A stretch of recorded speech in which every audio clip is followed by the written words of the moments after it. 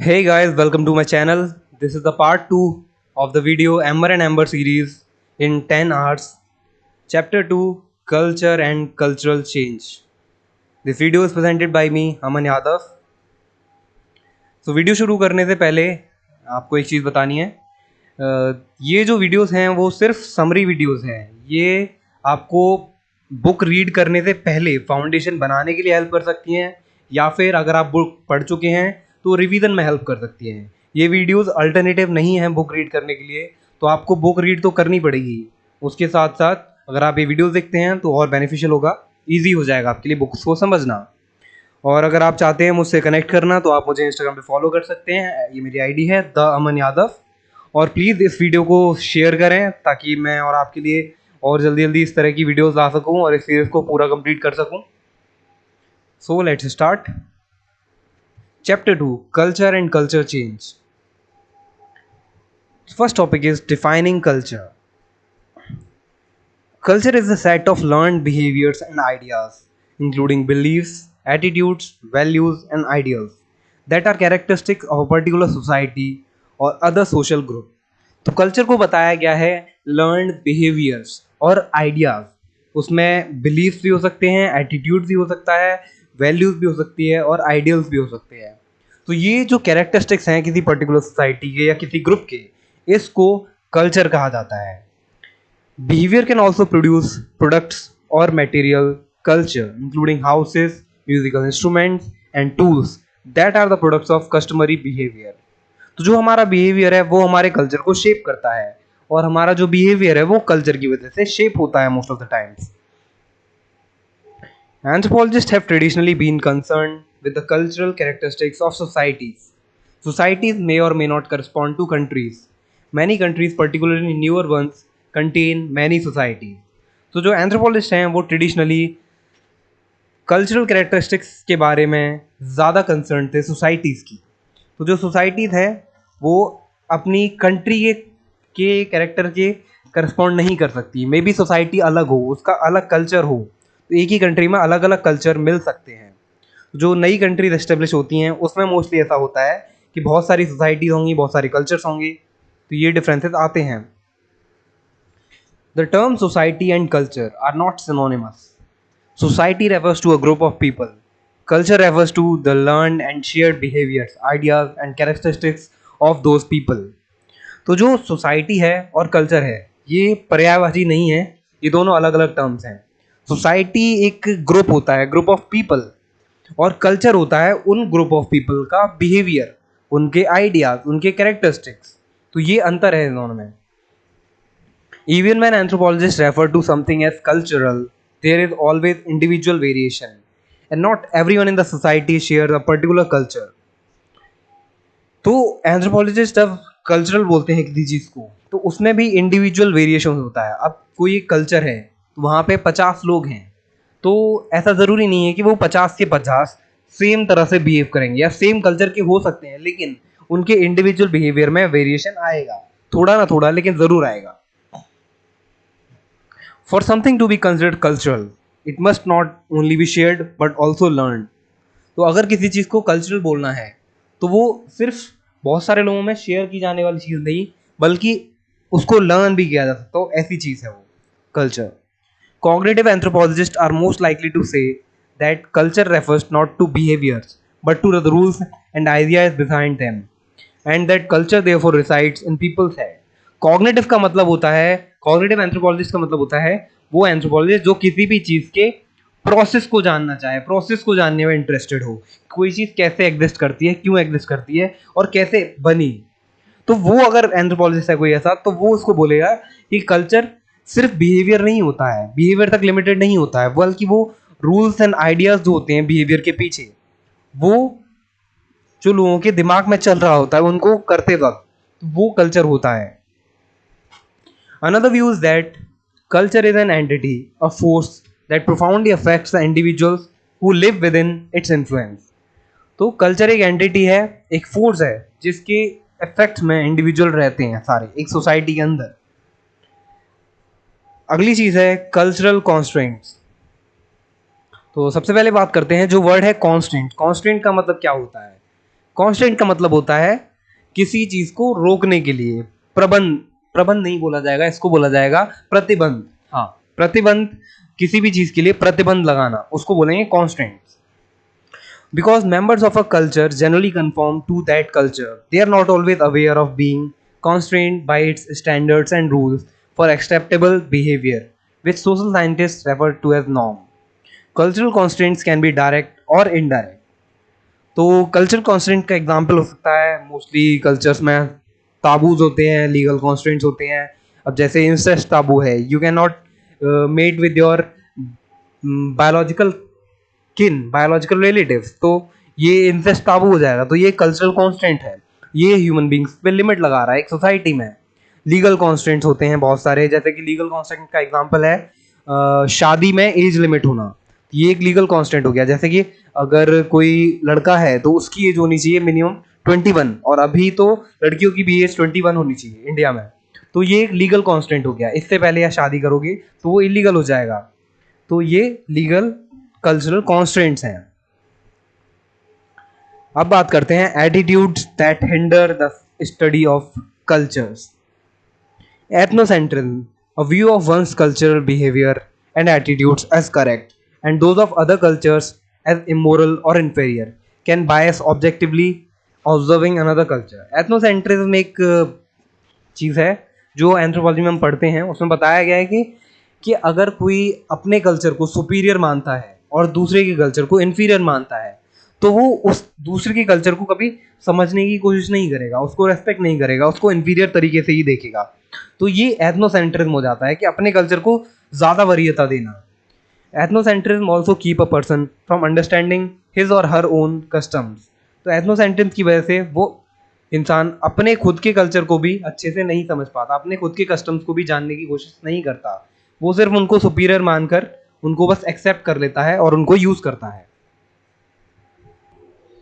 Glorification of one's own culture or that of another also hinders effective anthropological study.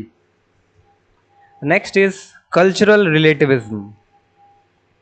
The idea of cultural relativism rejects the notion that Western cultures are the highest or most progressive stage of evolution. Cultural relativism attempts to objectively describe and understand a society's custom and ideas in the context of that society's problems and opportunities. अब कोई भी अगर society है या उसका कोई भी norm है, वो उसके प्रॉब्लम्स और अपॉर्चुनिटीज़ या उसके एनवायरनमेंट का नतीजा होता है, उसमें उन लोगों का कोई रोल नहीं होता, वो उसके अकॉर्डिंग अपने एनवायरनमेंट के सोसाइटी के अकॉर्डिंग ढल जाते हैं। तो जो आइडिया ऑफ कल्चरल रिलेटिविज्म है वो रिजेक्ट करता है कि वेस्टर्न कल्चर सबसे ज़्यादा सुपीरियर है या हाईएस्ट और मोस्ट प्रोग्रेसिव है, क्योंकि ये सही नहीं है।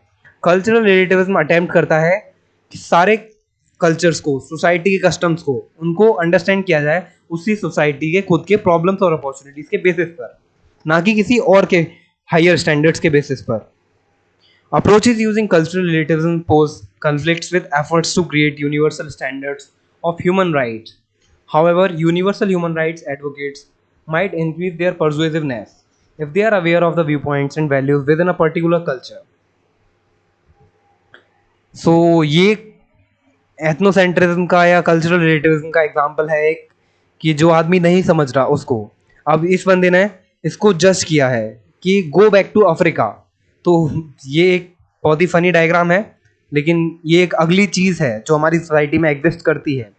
इसी बंदे ने फिर से इसको जज किया कि गो बैक टू मैक्सिको।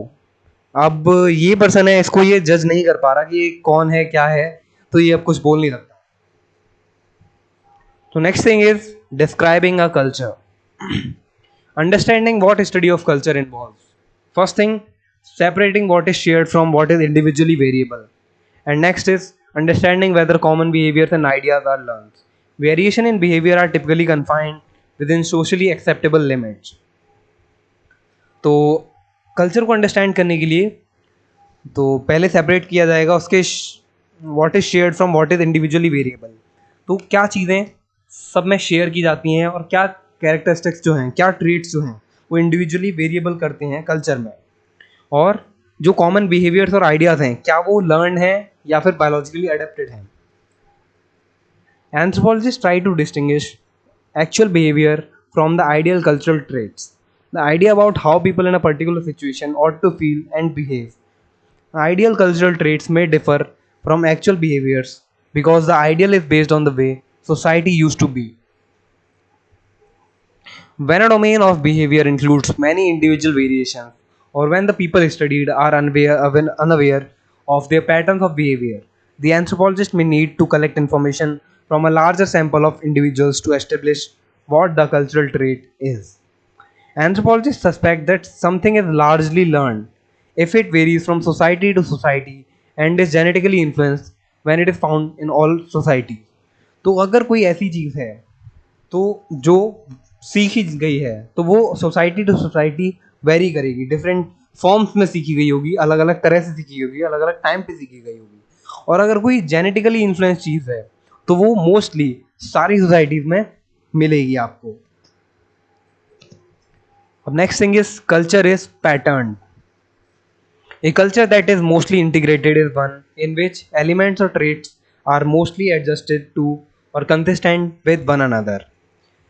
एक कल्चर जो है बहुत ज़्यादा इंटीग्रेटेड है, वो क्यों है? वो उसके एलिमेंट्स और ट्रेट्स बहुत ज़्यादा अडेप्टिव हैं, एडजस्टेड हैं और कंसिस्टेंट हैं एक दूसरे के लिए।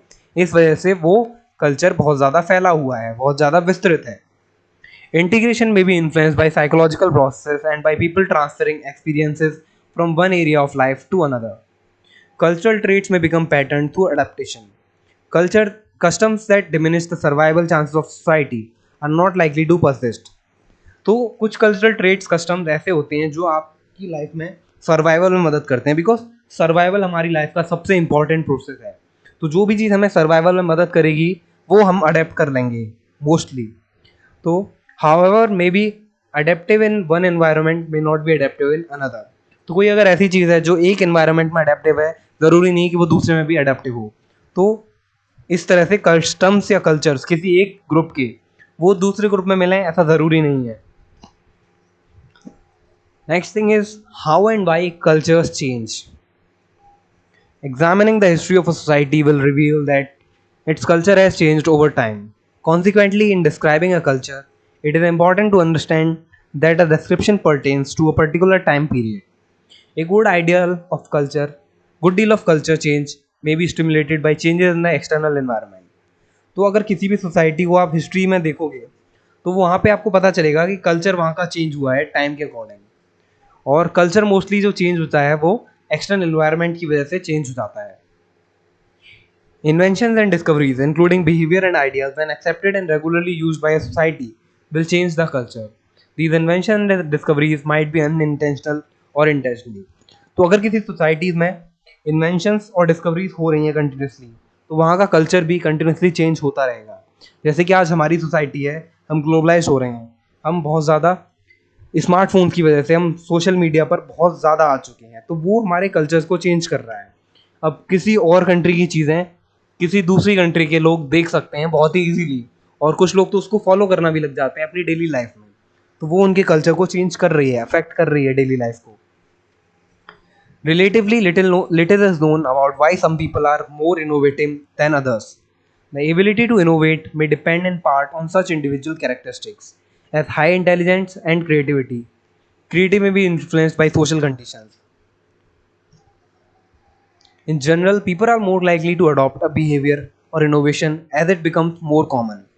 The speed with which an innovation is adapted may depend partly on how new behaviors and ideas are typically transmitted or taught in a society.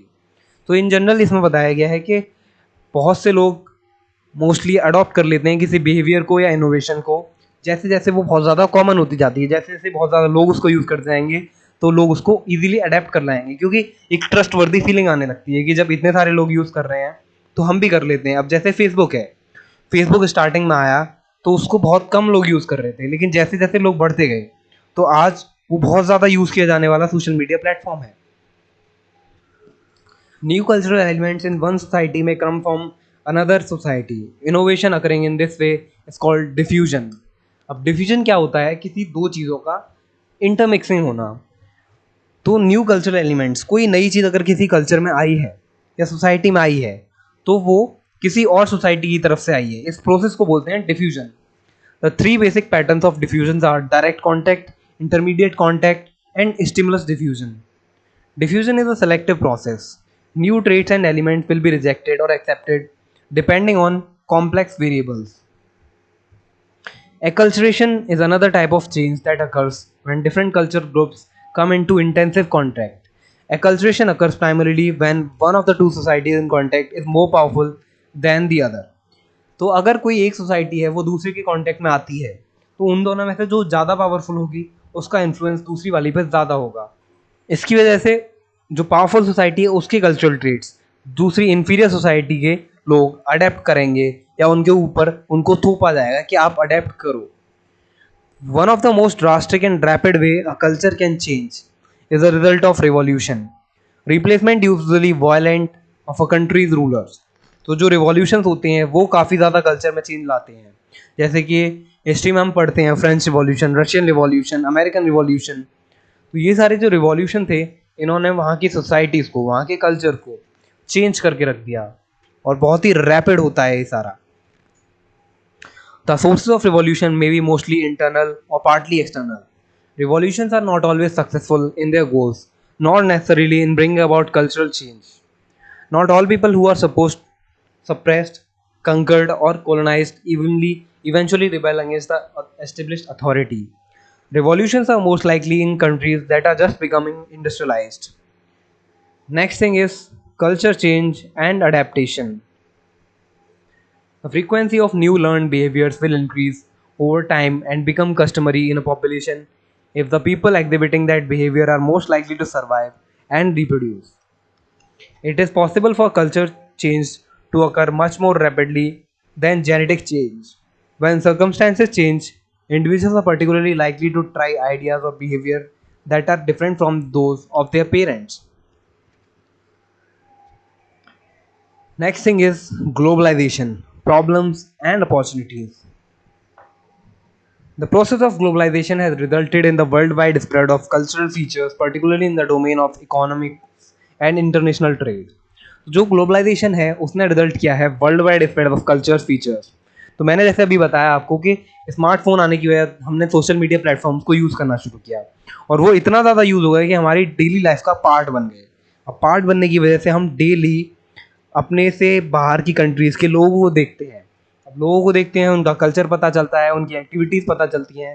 तो जो चीज़ें हमें अच्छी लगती हैं वो हम अपनी लाइफ में अडॉप्ट करना स्टार्ट कर देते हैं, यूज़ करना स्टार्ट कर देते हैं. तो इसकी वजह से हमारे कल्चर में चेंजेस आने लगते हैं और ग्लोबलाइजेशन की वजह से मोस्टली इकोनॉमिक्स और इंटरनेशनल ट्रेड पे काफ़ी ज़्यादा इफेक्ट पड़ता है. In some ways culture are changing in similar directions. They have become more commercial, more urban and more international. A form of continental diffusion between Asia, Africa, and Europe has been occurring since at least the beginning of the written history, in large part because of the scope of the power of empires. Worldwide diffusion of a cultural trait does not mean that it is incorporated in exactly the same way among societies, and the spread of certain products and activities through globalization doesn't mean that change happens in the same way everywhere. Negative effects of globalization include unemployment, native people's loss of land, increasing class inequality, undernutrition and starvation, and the spread of diseases.